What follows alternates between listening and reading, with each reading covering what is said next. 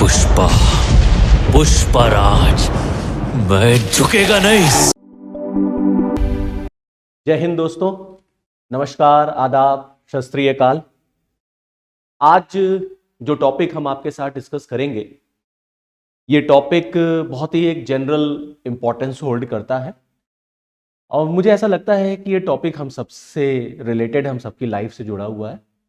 ये टॉपिक हमारे समाज से, हमारे देश से, हमारे लोकतंत्र से, हर चीज से एसोसिएटेड है। और ये जो टॉपिक है ये अभी हाल के दिनों में बहुत चर्चा में रहा है। अभी लेटेस्ट एग्जाम्पल इसका झारखंड से आया है, जहां हमने देखा कि किस तरीके से जो है झारखंड के जो मुख्यमंत्री थे हेमंत सोरेन, उनको ईडी ने जो है वो अब की बार फाइनली गिरफ्तार कर लिया। तो ये क्या मुद्दा है, किस तरीके से क्या चीजें घटनाक्रम घटी, और करप्शन का जो इशू है जो हमारे और आपके जीवन से बहुत जो है गंभीरता से जुड़ा हुआ है और वो हमारे और आपके लाइफ से जुड़ा हुआ है। इसलिए मुझे लगता है कि हम सबको इस टॉपिक पर बात करनी चाहिए, इस टॉपिक पर डिस्कशन करना चाहिए, और कहीं ना कहीं हम खुद भी सब चीज़ों के लिए बहुत जिम्मेदार हैं, we as a citizen of India. तो हुआ ये कि 31 जनवरी को ईडी जो है वो फाइनली झारखंड पहुंचती है, रांची पहुंचती है, और वहां पर हेमंत सोरेन जो वहां के उस समय तत्कालीन मुख्यमंत्री थे, उन्हें वो गिरफ्तार कर लेती है।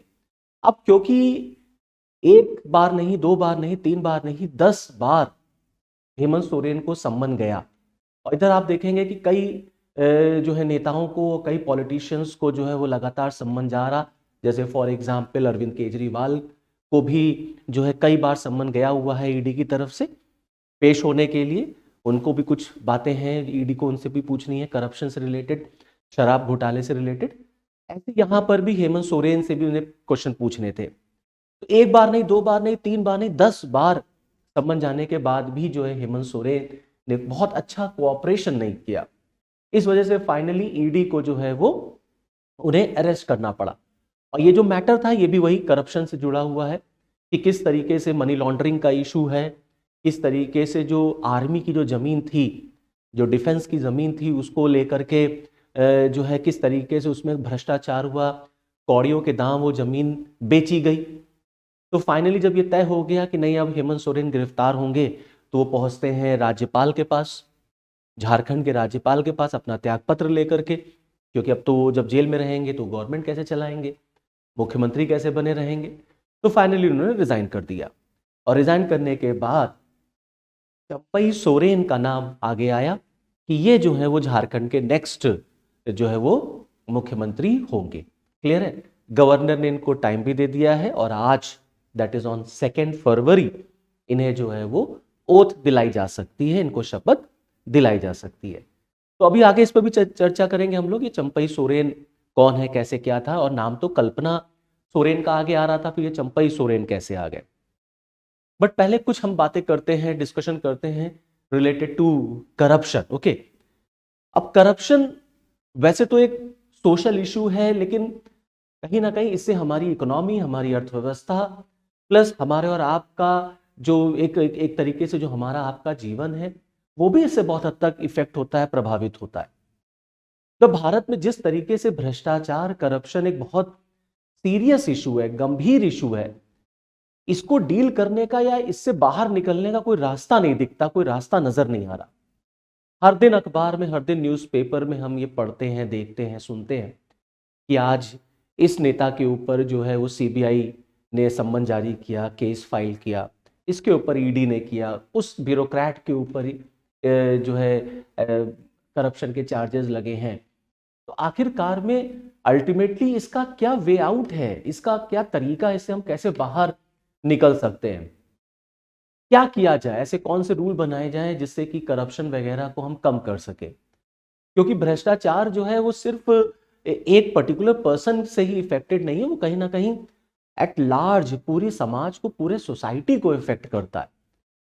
क्लियर? और पॉलिटिशियंस जो हैं वो जिस तरीके से करप्शन में इन्वॉल्व हो रहे हैं, और मुख्यमंत्री लेवल का व्यक्ति, आप समझिए सीएम जो होता है, मुख्यमंत्री जो होता है, वो किसी भी देश का किसी भी राज्य का, वहां की जनता का एक तरीके से रखवाला होता है, एक तरीके से गार्जियन होता है। अब अगर वही करप्शन के चार्जेस में इन्वॉल्व हो गया है तो इससे गंभीर मुद्दा नहीं हो सकता। और आज अगर आप देखेंगे तो आप देखेंगे शायद ही कोई ऐसा राज्य बचा होगा जहां ईडी का छापा या ईडी का सम्मन ना पहुंच रहा हो। ये अलग बात है कि मैक्सिमम वो स्टेट्स हैं जहां पे नॉन बीजेपी गवर्नमेंट है और जो विपक्षी दल हैं वो इसको पॉलिटिसाइज करते हैं। हम उस पर भी अभी आते हैं, उस पर भी चर्चा करते हैं। जैसे फॉर एग्जाम्पल जब ये सारा कांड हुआ तो ऑब्वियस सी बात है कि अपोजिशन की तरफ से भी कमेंट आएगा। तो राहुल गांधी की तरफ से कमेंट आया और उन्होंने कहा कि ये जो ईडी है या ये जितनी भी सेंट्रल एजेंसीज हैं ये आज के दौर में एक्चुअली में बीजेपी की एजेंसीज हो गई हैं और ये चाहती हैं अपोजिशन सेल को एलिमिनेट कर। अपोजिशन सेल ईडी गठबंधन, नाम सुना होगा आपने, ईडी गठबंधन। ये जो ईडी गठबंधन है इसके जितने भी पॉलिटिकल पार्टीज हैं ईडी गठबंधन में, उन्हीं के ऊपर क्यों छापेमारी हो रही है।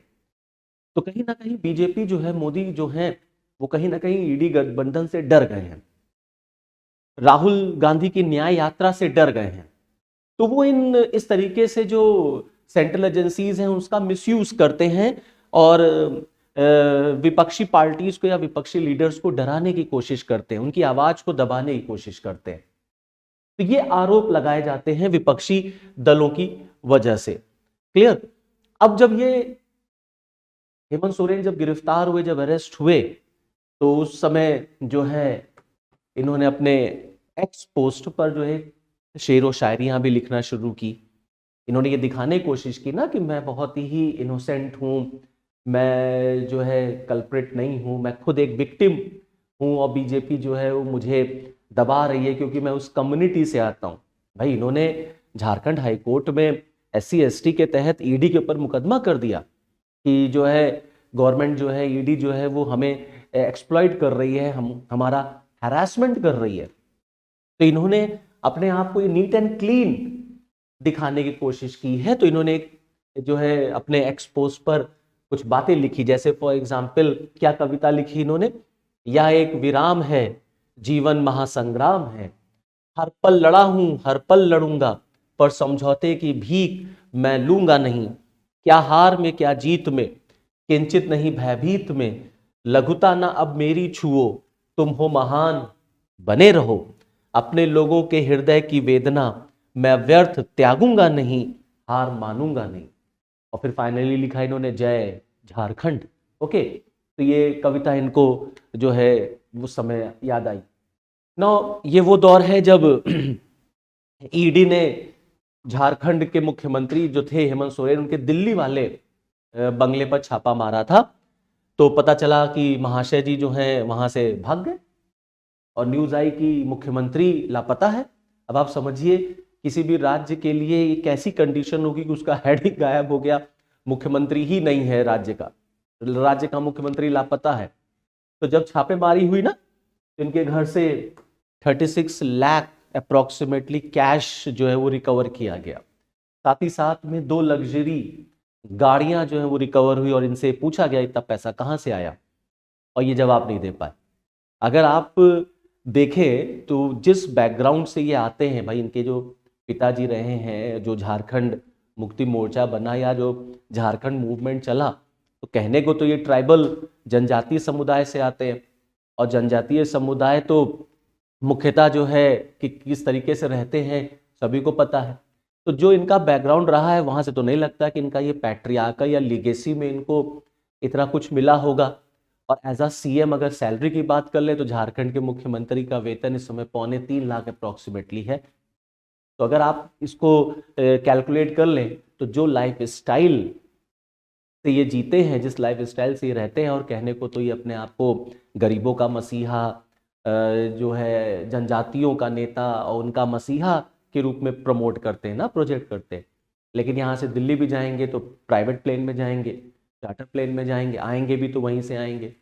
लेकिन जब वहाँ से भागना था तो बाइक से भागे, रातों रात निकले कहीं ईडी गिरफ्तार न कर ले।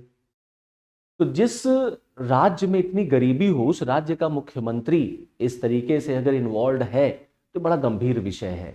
और जब ये लापता हुए जब ये पाए नहीं गए दिल्ली वाले बंगले पर, तो उस समय बीजेपी भी भाई क्यों पीछे रहेगी। ऑब्वियसली बात है, सबको पॉलिटिकल उसका कैश करना है उस इशू को। अल्टीमेटली इलेक्शन का माहौल है हमारे देश में। तो बीजेपी वालों ने भी एक पोस्टर जो है वो इशू कर दिया कि राज्य का मुख्यमंत्री लापता है। ओके, और जो इनको ढूंढ के लाएगा उसको 11,000 रुपये नकद दिया जाएगा। जैसे नहीं जनरली लग जाता है लापता वाले लोगों का, तो ऐसे लापता पोस्टर लगा दिया गया। ठीक है। अब आजकल जब ये इशू हुआ झारखंड का, तो इससे पहले भी अगर आपने देखा होगा तो बिहार भी बहुत चर्चा में था।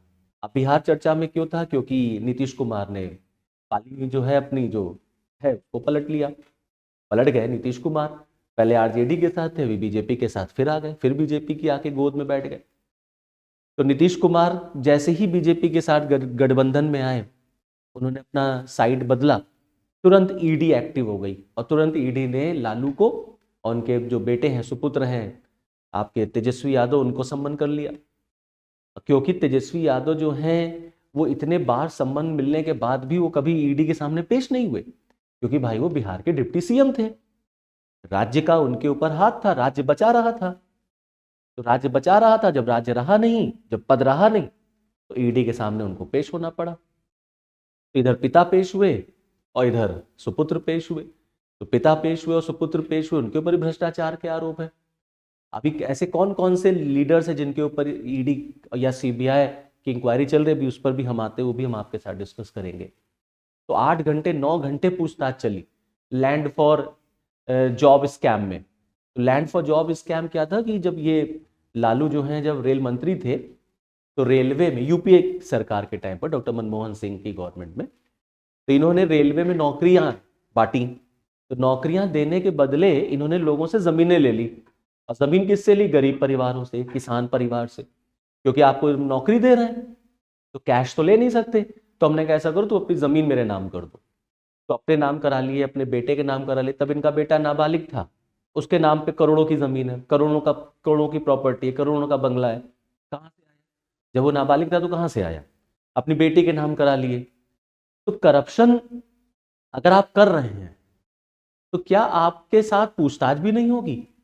क्या आपको जो एजेंसीज हैं हमारे देश में, सीबीआई है, ईडी है, या और भी तमाम एजेंसीज हैं, विजिलेंस एजेंसी है, तो क्या इन पर ताला लगा दिया जाए, इनको बंद कर दिया जाए, सिर्फ इस डर से कि अगर हमने आपको बुलाया, छापेमारी की, तो आप इसका पॉलिटिसाइजेशन करेंगे, आप कहेंगे कि जो है विपक्ष को डराया जा रहा है क्योंकि मोदी चुनाव हार रहे हैं, या मोदी जो है विपक्ष से डर गए, बीजेपी डर गई। मैं कहता हूं सब कुछ आपकी बात सही है। मोदी डर गए, बीजेपी हार रही है 24 का चुनाव, तो भी तो कुछ अपनी भी तो मोरालिटी, एथिक्स, डिग्निटी होती है कि हमको क्या लाइसेंस मिल जाएगा करप्शन करने का कि तुम अगर हमारे ऊपर छापा मारोगे तो हम तुरंत इस तरीके का कमेंट करेंगे? ये तो नहीं चल सकता ना। इलेक्शन अलग चीज है और जो पॉलिटिकल पार्टीज, उनका करप्शन जो है वो अलग चीज है, चाहे वो गवर्नमेंट की हो और चाहे वो विपक्ष का हो। और हम तो कहते हैं कि जहां जहां पर नॉन बीजेपी गवर्नमेंट है, जैसे हिमाचल प्रदेश है, जैसे बंगाल है, यहां पर आप क्यों नहीं जांच करा लेते? जैसे पंजाब है, यहां पे आप क्यों नहीं जांच करा लेते हैं बीजेपी के विधायकों की, या बीजेपी के लास्ट टाइम की जो सरकारें रही हैं, आप उनकी जांच कराइए, क्यों नहीं जांच कराते? या आप सुप्रीम कोर्ट में पीआईएल फाइल करिए और कहिए कि एक कमेटी बनाई जाए और देख सारे जांचों, सारे जितने भी पॉलिटिकल लीडर्स हैं सबका आप जांच करा लीजिए और दूध का दूध, पानी का पानी हो जाने दीजिए कि कितने गवर्नमेंट के लोग हैं करप्ट हैं और कितने जो नॉन गवर्नमेंट या अपोजिशन पार्टी के लोग हैं उनके ऊपर कितना करप्शन का चार्ज है, और सबके ऊपर केस चलने दीजिए भाई, सबके ऊपर केस चलने दीजिए। तो बात इस तरीके की करिए। अब उसमें क्योंकि चुनाव का माहौल है तो हम शांत बैठ जाए, ईडी शांत बैठ जाए, क्यों? क्योंकि चुनाव का माहौल है, हम जाएंगे अरेस्ट करने तो पता चला हमारे ऊपर ही अटैक हो जाएगा। भाई ईडी बंगाल गई थी ना, क्या हुआ था? उसी के ऊपर अरेस्ट हो गया, उसी के ऊपर अटैक कर दिया बंगाल में लोगों ने। तो जब बिहार वाला इंसिडेंट घटा, लालू और तेजस्वी वाला, तो वहां पे जो उनके समर्थक थे तो उन्होंने बड़ा एक फेमस डायलॉग, आपको याद होगा 3-4 साल पहले एक फिल्म रिलीज हुई थी पुष्पा, उसका एक डायलॉग है ना, झुकेगा नहीं, तो उसको उन्होंने पूरा प्रोजेक्ट करना शुरू किया कि जो है लालू और तेजस्वी जो हैं ये झुकेंगे नहीं। किसके सामने नहीं झुकेंगे? गवर्नमेंट के सामने, ईडी के सामने। मतलब शर्म भी नहीं आती कि आप गलत भी करिए, कोई नैतिकता नहीं रह गई है आज हमारे देश की राजनीति में। और इसके लिए सिर्फ पॉलिटिशियन ही जिम्मेदार नहीं है, इसके लिए हम भी जिम्मेदार हैं, आप भी जिम्मेदार हैं। क्योंकि हमें भी ऐसे ही लोग पसंद आते हैं जो धर्म, जाति, इन्हीं सब चीजों की बात करेंगे। तो आदमी जो है सपोर्टर बना हुआ है, समर्थक बना हुआ है। इतनी अंधभक्ति है हमारे देश में कि आदमी कोई गलत काम करे दिखता नहीं है किसी को। अपने अपनी ही कास्ट के लिए, अपने ही ट्राइब के लिए आदमी काम नहीं कर रहा है, सारी मलाई अपने काट रहा है, लेकिन फिर भी उसके बाद भी इतनी सिंपैथी, इतनी हमदर्दी है। तो इस तरीके का वहां पर जो है पोस्टर्स वगैरह इशू किए गए, लगाए गए। Now coming back to the point, जैसा मैंने आपको बताया कि चंपई सोरेन जो हैं वो झारखंड के नए सीएम होंगे। इनको बेसिकली झारखंड टाइगर के नाम से भी जाना जाता है। ओके, तो चंपई सोरेन का नाम कैसे सामने आया? एक्चुअली में क्या हुआ कि न्यूज़ ये चल रही थी कि कल्पना सोरेन जो है, जो वाइफ है हेमंत सोरेन की, वो बनेंगी सीएम। और उनको विधायक दल की मीटिंग में देखा भी गया, ऑलमोस्ट तय था। लेकिन फिर ये एकाएक कैसे चुन लिए गए विधायक दल के नेता? तो हुआ ये कि कल्पना जो है वो विधायक नहीं है। तो कहीं ना कहीं हेमंत सोरेन को ये डर था, या विधायकों को ये डर था कि गवर्नर एग्री नहीं होंगे, क्योंकि 1 साल से कम का समय है झारखंड में भी इलेक्शन का। तो सुप्रीम कोर्ट का जजमेंट है कि 1 साल से अगर कम इलेक्शन का टाइम है तो वहाँ बाई इलेक्शन ना कराया जाए। ठीक है, तो अब ये हुआ कि अगर कल्पना का नाम आगे रखेंगे तो राज्यपाल एग्री नहीं होंगे और राज्यपाल कल्पना को मुख्यमंत्री जो है वो अपॉइंट नहीं करेंगे। तो फाइनली ये हुआ, फिर अब ऐसे किसी को लाया जाए जो ऑलरेडी विधायक हो। तो फाइनली जो है वो चंपई सोरेन का नाम आया। ये सीनियर मोस्ट मेंबर हैं और हेमंत सोरेन सरकार में ये ट्रांसपोर्ट मिनिस्टर थे, अब तो ये मुख्यमंत्री बनने जा रहे हैं। और ये जो है बेसिकली आते हैं सरायकेला खरसावां डिस्ट्रिक्ट है झारखंड में, वहीं को ये बिलोंग करते हैं। No this is Seraikela. ठीक है, ये सरायकेला खरसावां डिस्ट्रिक्ट है, यहीं से ये जीतते हैं, यहीं से ये आते हैं। और इन्होंने बड़ा एक्टिवली पार्टिसिपेट किया था इन झारखंड मूवमेंट जो 90s में शुरू हुआ, लेट 90s में, उसमें इन्होंने बड़ा एक्टिवली पार्टिसिपेट किया था शिबू सोरेन के साथ, जो हेमंत सोरेन के पिता हैं। क्लियर? ये भी जब, इनकी भी कहानी सुन लीजिए, ये भी जब यूपीए सरकार में मंत्री थे तो इनके पास भी कोयला मंत्रालय था। और पूरा ये जो बेल्ट है ना झारखंड वाला, छोटा नागपुर प्लेट्यू, ये मिनरल्स में बहुत रिच है, कोयले में बहुत रिच है। और इनके पास भी कोल मिनिस्ट्री थी और इनके ऊपर भी करप्शन के चार्जेस लगे थे। ये भी भागे हुए थे कि जो है कोयला माइनिंग में इनके ऊपर भी आया था कि इन्होंने भी जबरदस्त भ्रष्टाचार किया है। तो भाई वहीं से तो चीज़ें शुरू हो रही हैं। तो कुल मिलाकर के इंडिपेंडेंट इन्होंने एमएलए के फॉर्म में अपना पॉलिटिकल करियर शुरू किया था। और फाइनली जब वहाँ पर झारखंड में बीजेपी की गवर्नमेंट बनती है, अर्जुन मुंडा जब वहाँ के मुख्यमंत्री होते हैं, तो इनको वहाँ पर मंत्रालय दिया गया चंपई सोरेन को। फिर राष्ट्रपति शासन के बाद जब वहाँ पर हेमंत सोरेन की सरकार बनी, then he became the transport minister, और अब तो खैर मुख्यमंत्री। ना ऑब्वियस सी बात है, जब मैटर विपक्षी दलों से जुड़ा होगा तो विपक्षी दलों की तरफ से कमेंट्स तो आएंगे ही आएंगे, और जो जनरली हम लोगों को देखने को ही मिलता है। जैसे फॉर एग्जांपल कांग्रेस पीछे क्यों रहेगी? कांग्रेस ने कहा कि अगर आप मोदी के साथ नहीं तो आपकी जगह जेल में है। समझ रहे? हेमंत सोरेन को जब ईडी ने अरेस्ट किया तो कहा गया कि अगर आप मोदी के साथ नहीं है, if you are not with Modi then go to jail. Okay, दूसरा ये भी कहा गया कि कांग्रेस जो है इस तरीके से विपक्षी दलों को जो निशाना बना रही है, बीजेपी जो विपक्षी दलों को निशाना बना रही, वो कहीं ना कहीं फेडरलिज्म को बीजेपी जो है वो खत्म करना चाहती है। ठीक है, संघवाद को खत्म करना चाहती है। इसी तरीके से आप देखेंगे शिवसेना जो उद्धव ठाकरे का ग्रुप है, उनकी तरफ से प्रियंका चतुर्वेदी का कमेंट आता है that whether it is EC election commission और ईडी, आईटी और CBI, how all independent agencies have become a party or have become an agency of BJP, and this is sad for the country. Okay, ये सब दरबारी बन गए हैं, in the darbars of BJP, all have become दरबारी in दरबार of BJP. Okay, तो इसी तरीके से तमाम आपको जो है कमेंट देखने को मिलेंगे। ऐसे ही प्रियंका गांधी वाड्रा का भी कमेंट आया that governments are being toppled one by one in all states. हर राज्य में एक के बाद एक सरकारें जो है वो गिराई जा रही। जैसे बिहार में देखा हमने किस तरीके से जो है वो पासा पलटा गया, किस तरीके से नीतीश जो है वो बीजेपी के साथ गए, तो लोगों ने भी कहा कि इसमें भी बीजेपी का ही हाथ है। And harassing Jharkhand CM Shri Hemant Soren ji by imposing ED and forcing him to resign is a part of this malicious campaign। Clear? तो इस तरीके से हम देख रहे हैं कि विपक्षी दल जो है वो अपने कमेंट्स या अपनी फीलिंग्स जो है वो शेयर कर रहे हैं। ओके, ना ये देखिए लंबी चौड़ी लिस्ट है सीएम और एक्स सीएम की जिनके ऊपर ईडी की जांच जो है वो चल रही है। तो एक दो नहीं, कई आपको देखने को मिलेंगे। जैसे फॉर एग्जांपल हेमंत सोरेन तो सबसे लेटेस्ट हैं, ठीक है, जिनको अरेस्ट कर लिया गया। ऐसे आप देखेंगे दिल्ली के जो सीएम है अरविंद केजरीवाल, इनके ऊपर भी जो है ईडी ने कई सम्मन, इनको भी 4-5 सम्मन जा चुके हैं और ये अभी तक पेश नहीं हुए हैं due to so and so reasons. हर बार कोई नया नया कारण बता देते हैं। इस तरीके से आप देखेंगे तेलंगाना के जो मुख्यमंत्री हैं रेवंता रेड्डी, इनके ऊपर भी ईडी की मनी लॉन्ड्रिंग को लेकर के जांच है। फिर आप देखिए केरल के जो सीएम हैं विजयन साहब, इनके ऊपर सीबीआई की जांच चल रही है, इनके ऊपर भी जो है इंक्वायरी बैठी हुई है, करप्शन की जांच इनके ऊपर भी है। आंध्र प्रदेश के जो मुख्यमंत्री हैं जगनमोहन रेड्डी, ये भी जो है इन्वॉल्व है करप्शन में, इनके ऊपर भी ईडी ने बुक कर रखा है। इस तरीके से फॉर्मर छत्तीसगढ़ सीएम, छत्तीसगढ़ के जो फॉर्मर सीएम भूपेश बघेल, इनके ऊपर भी है ईडी।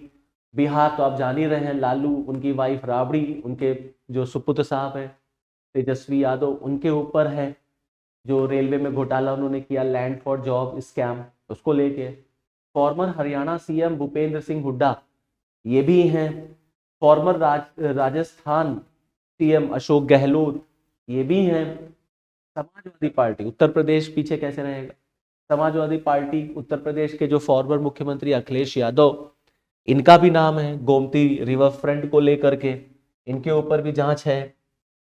जो बीएसपी है, बसपा की जो चीफ है फॉर्मर उत्तर प्रदेश सीएम मायावती जी, इनके ऊपर भी है कई एजेंसियों की जांच। हालांकि बहुत शांत रहती हैं, ज़्यादा पंगा लेती नहीं है बीजेपी से, क्योंकि इनको पता है कि शांत रहने में ही भलाई है, वरना पता चला हमारे ऊपर भी शुरू हो जाएगा सब कुछ। इसी तरीके से फॉर्मर सीएम जो है जम्मू एंड कश्मीर के फारूक अब्दुल्ला, इनके ऊपर भी है।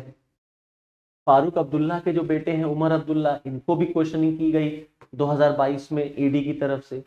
फिर देखेंगे हम महबूबा मुफ्ती, फॉर्मर जम्मू कश्मीर सीएम, ये भी इन्वॉल्व हैं। तो आप देखिए कोई स्टेट बचा नहीं है, सब north to south, east west सब चल रहा है। फिर आप देखिए सीबीआई ने बुक किया फॉर्मर अरुणाचल प्रदेश के सीएम को, नबन तुकी को, इनके ऊपर भी है। फिर आप देखेंगे मणिपुर के जो फॉर्मर मिनिस्टर रहे हैं उनके ऊपर भी, जो सीएम रहे हैं उनके ऊपर भी है। गुजरात के फॉर्मर सीएम वाघेल साहब, ये भी इन्वॉल्व हैं। महाराष्ट्र में चले जाइए तो एनसीपी चीफ जो हैं शरद पवार और इनके जो नेफ्यू हैं अजीत पवार, इनके ऊपर भी सीबीआई की जांच चल रही है, इनके ऊपर भी ईडी की जांच चल रही है, इनको भी समनिंग की जाती है, क्वेश्चन की जाती है। हालांकि अजीत पवार ने जो है वो पाला पलट लिया है और अभी वो फिलहाल वो बीजेपी के पास आ गए, तो अभी उनके दाग अच्छे हो गए हैं, क्योंकि विपक्ष जो है वो बीजेपी को एक ऐसी वॉशिंग मशीन मानता है जहां कोई भी करप्ट पर्सन चला जाए अगर, तो उसके जो दाग होते हैं वो धुल जाते हैं। समझे? वॉशिंग मशीन में आपके दाग धुल जाएंगे, तब आप करप्ट पर्सन नहीं रहते।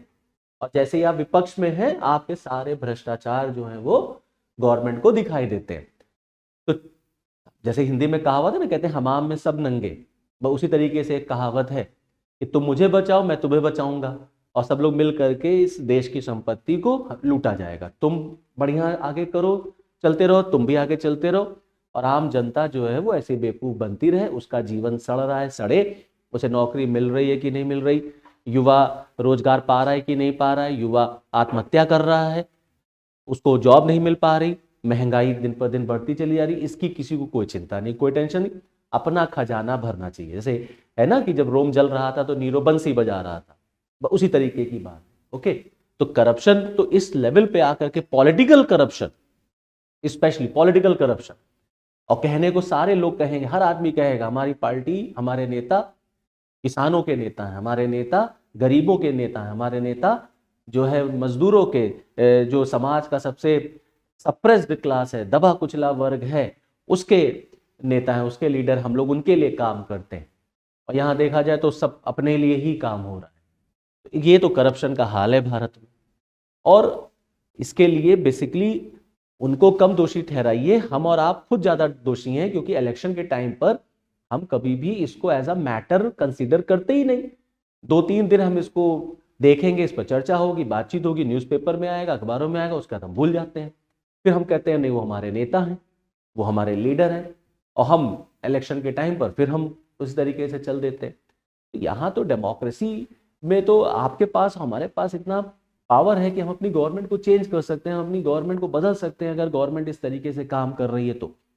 लेकिन इतना ज़्यादा ब्लाइंड फेथ है और इतना ज़्यादा हमारा पॉलिटिकल सिस्टम जो है वो जात और धर्म में बटा हुआ है कि हमें इस सब दिखाई नहीं देता। तो समस्या यहाँ पर है, समस्या इस बात की है कि पब्लिक जो है वो भी सुनने को नहीं तैयार है, वो भी इसको कंसिडर ही नहीं करती है, जो कि एक मैटर कितना गंभीर मैटर है, कितना सीरियस मैटर है कि एक देश जहां पर एक वर्ग ऐसा है जो दिन की 2 वक्त की रोटी अर्न करने में उसको संघर्ष करना पड़ रहा है, और एक वर्ग ऐसा है जिसके पास इतनी संपत्ति है कि रखने की जगह नहीं है। Now this is the high time and we should think on it. Okay, now अगर हम झारखंड एज अ स्टेट की बात करें तो थोड़ा इसकी बात कर ली जाए कि देखिए झारखंड भारत का 28th स्टेट जब झारखंड बना था 15 नवंबर 2000 को, it was formed as the 28th state of India. Okay, और पहले ये बिहार का ही पार्ट हुआ करता था, बाद में इसको वहां से सेपरेट किया गया और नया राज्य बना दिया गया। और ये वो एरिया है जो कि मिनरल्स में बहुत रिच है। अब आप देखिए कि जब ये झारखंड बिहार में हुआ करता था तो इस एरिया में पूरा संसाधन जो है ना, वो पूरा मिनरल खनिज पदार्थ यहाँ बहुत पाए जाते हैं। और आप देखिए जब 15 नवंबर साल 2000 में जब झारखंड बना तो basically that was the birth anniversary of tribal leader Birsa मुंडा।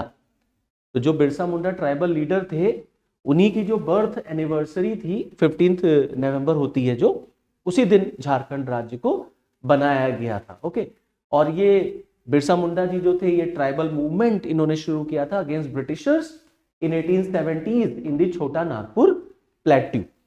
अगर हम झारखंड की बात करें तो Jharkhand is the 15th largest state by area in India and 14th largest by the population. Okay, सबसे प्लस पॉइंट है झारखंड का कि it has immense mineral resources. यहां पर मिनरल रिसोर्स बहुत पाए जाते हैं, जैसे फॉर एग्जांपल आयरन ओर बहुत मिलता है, कोयला तो है ही है, यहाँ पर कॉपर ओर है, माइका है, बॉक्साइट है।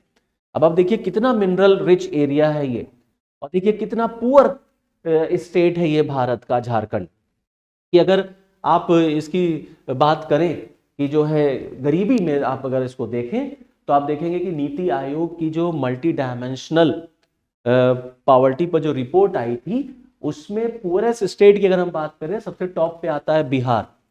और देखिए कितना बढ़िया बिहार ने अपने आप को बना रखा है कि सबसे गरीब राज्यों की संख्या में आता है। वहां पर 51.9% जो पॉपुलेशन है बिहार में, that is multi dimensionally poor.